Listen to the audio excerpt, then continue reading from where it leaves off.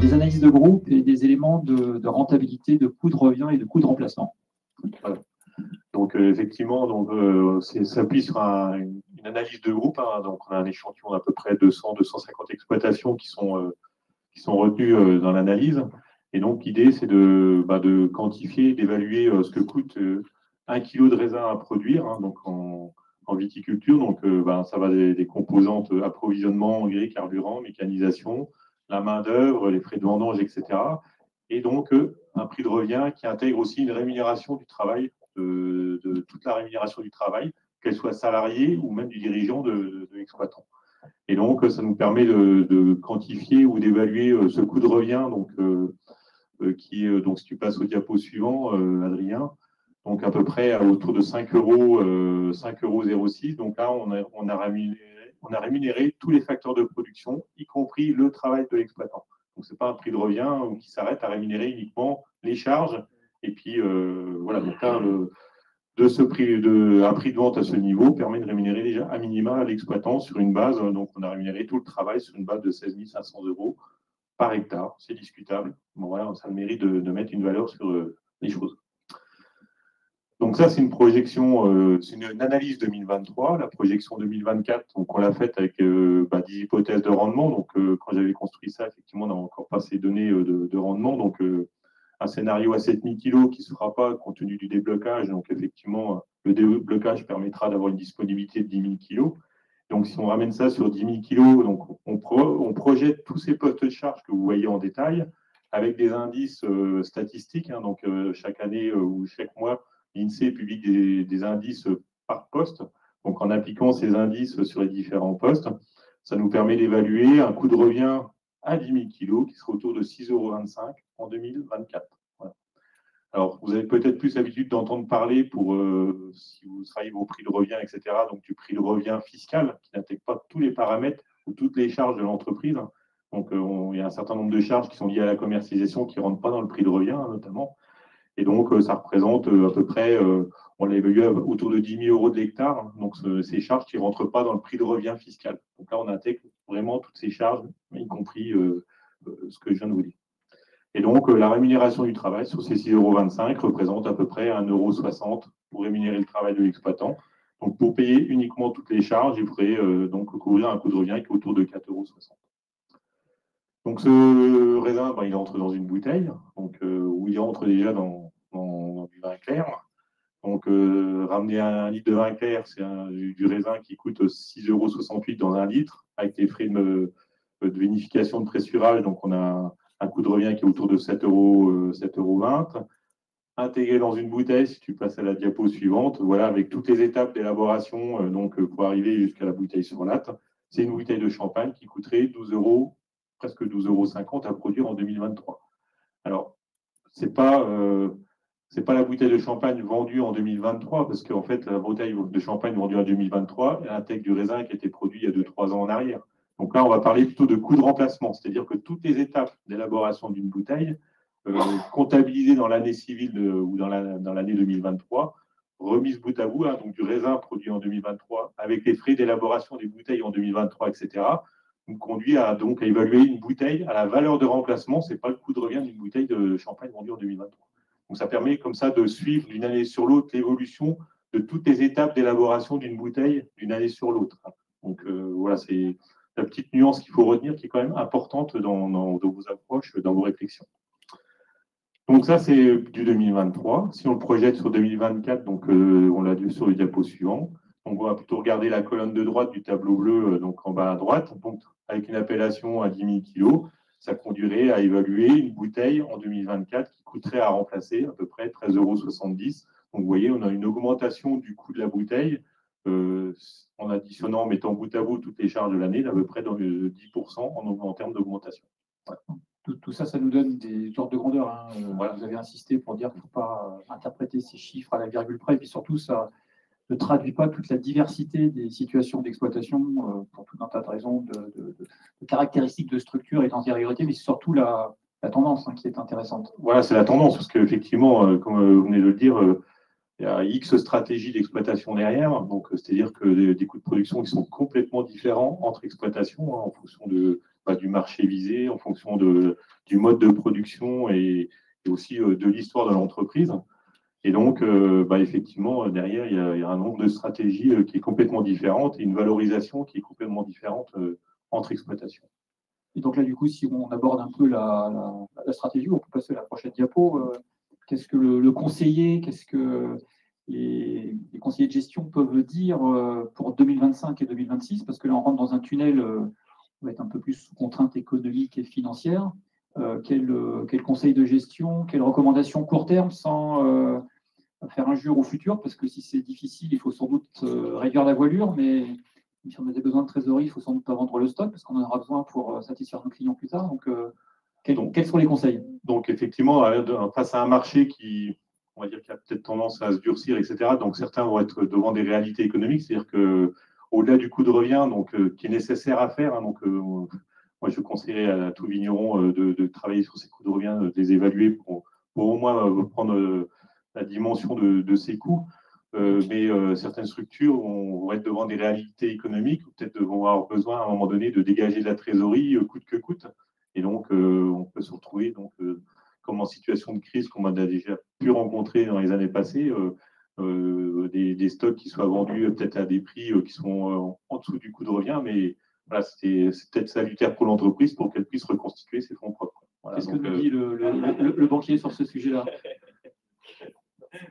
Cette question piège, je te remercie. Ce que je te dis, évidemment, la valeur de stock en Champagne, de toute façon, c'est un vrai sujet, voilà, qui est très très vaste, qui est propre à chaque acteur selon la stratégie qu'il a adoptée. Je suis désolé de parler très généraliste parce que c'est à peu près ça, quoi. Et donc, évidemment, vendre du stock, c'est jamais une bonne idée. Voilà, on va le dire comme ça. À partir du moment où la stratégie de l'entreprise nous a permis de le constituer de façon efficiente. Voilà. Et donc, la valeur du stock correspond à ce que l'entreprise veut valoriser. Je me permets. Si jamais j'avais un décalage entre ce que l'entreprise enclenche comme stratégie et la valeur de stock de l'autre côté, là, effectivement, il y a un malaise. Donc, voilà, c'est plutôt ça. C'est plutôt dans ce sens-là qu'il faut regarder. Hein. La valeur de stock, c'est aussi une stratégie entreprise derrière.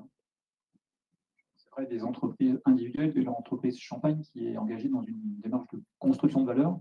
Et donc, effectivement, ce que je traduis ou ce que j'entends, c'est tactiquement et en adaptation, oui, mais de façon limitée pour ne pas déprécier l'ensemble des efforts qui ont été faits depuis maintenant quelques années et qui concourent à voilà, cette construction d'image telle qu'on l'a présentée en particulier au début. D'autres commentaires peut-être sur… Après, cela dit, sur les charges, en général, quand un vigneron enclenche une stratégie ou une stratégie d'entreprise, il se met sur des rails et puis on fixe le cap en termes de charges sur plusieurs années parce qu'on part sur des investissements, on part sur un mode de production avec des niveaux de charge qu'on peut éventuellement moduler à la marge, mais on se fixe un cap en termes de niveau de charge et la sanction derrière, c'est l'appellation qui fait que le diviseur va être plus ou moins élevé et puis on va se retrouver avec des coûts de revient soit en phase avec le marché, soit hors marché si on flirte avec la valorisation le potentiel du marché. Donc après, dans les autres aspects, j'avais listé quelques points. Juste une petite question. Est-ce que les questions dans le chat, on va dire en hors taxe?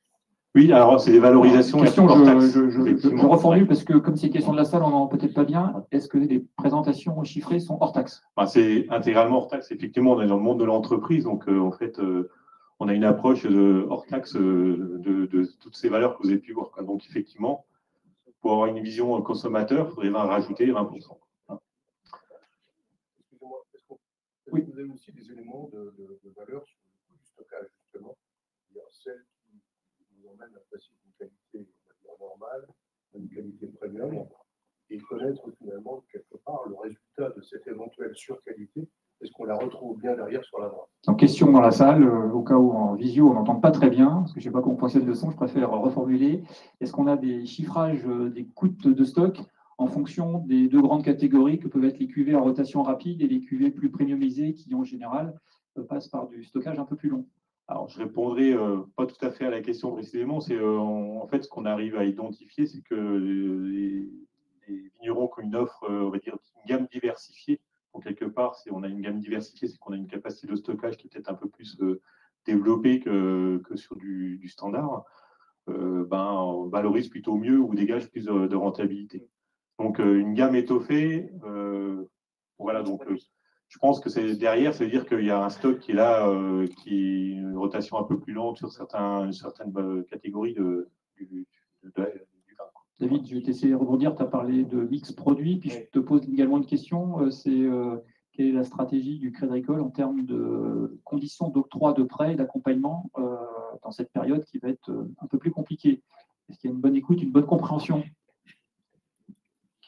Décidément. Oui, je parlais de mix produit, effectivement. C'est bien ça qu'on a aujourd'hui en Champagne. Hein. Le mix produit, ça veut dire cette capacité à proposer plusieurs cuvées avec un ciblage sur cuvée à forte valeur ajoutée. Donc, c'est un peu ça, monsieur, la question que vous posiez. Ce qui implique nécessairement, je dirais, un allongement quand même du vieillissement de stock. Et donc, encore une fois, ce qui implique un coût, une augmentation du coût de stock. Cela étant dit, en l'état actuel des choses, jusqu'à aujourd'hui, on peut dire que ça reste rentable, parce que le champagne, justement, nous permet de rentabiliser à la sortie 4 ans, en fait. Hein. Vous pouvez avoir cette possibilité de couvrir ces coûts-là. Donc ça, c'est ce qu'on peut vous dire en tant que banque. Et puis, la deuxième question, alors la réponse est simple. Le Crédit Agricole, si vous ne le savez pas, hein, on finance 87% du vignoble. Donc, la réponse est oui, bien sûr, qu'on fait attention, on est au cas par cas, on regarde avec beaucoup d'attention ce qui se passe. Et si je suis capable de vous parler de mix produit, c'est justement parce que nous, on voit le mix produit et qu'on a fait évoluer la façon de financer le stock. Enfin, en l'occurrence, Crédit Agricole, avant, il finançait un stock plutôt à rotation courte. Donc, les taux et surtout le montant de court terme qui était adopté ou appliqué n'était pas le même que celui qu'on va appliquer aujourd'hui, parce qu'on est bien conscient que les stocks sont plus longs, qu'ils coûtent plus cher, et donc on a adapté notre financement par rapport à ces durées un peu plus longues. Après, en termes de suivi de la Champagne, mais si nous ne suivons pas la Champagne, qui le fera? Voilà, je vais être très simple comme ça. À partir du moment où on a 87% de part de marché, messieurs, dames, je vais vous dire, on est main dans la main. Hein. Comprenez-le comme ça. C'est-à-dire qu'il n'est absolument pas question qu'on ne vous suive pas. Hein. Voilà. Donc, c'est au cas par cas, c'est une analyse fine, chaque dossier est regardé avec précision et surtout avec expertise.